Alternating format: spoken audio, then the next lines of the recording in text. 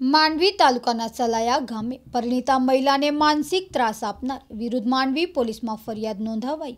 માંડવી તાલુકાના સલાયા ગામે પરણેલી મહિલાને પતિ તેમજ અન્ય કૌટુંબિકો દ્વારા સતત માનસિક ત્રાસ આપી પિયરથી કરિયાવર લઈ આવતા માટે મારકૂટ કરતા માંડવી પોલીસમાં આરોપીઓ વિરુદ્ધ ફરિયાદ નોંધાઈ છે। प्राप्त विगतो मुजब તેમજ સલાયા રહેતા હસીનાબેન અબ્દુલ કાદર ગોહેલ ઉંમર વર્ષ 30ની ફરિયાદને ટાંકીને પોલીસે જણાવ્યું હતું કે ફરિયાદી બેનના લગ્નના 3 મહિના બાદથી 25 ઓક્ટોબર દરમિયાનના સમયગાળા દરમિયાન આરોપી ઈસાક અબ્દુલ કાદરભાઈ ગોહેલ, ફાતિમા ઈસાક ગોહેલ, રોશન સલીમ ગોહેલ, જુલેખા ઇબ્રાહીમ,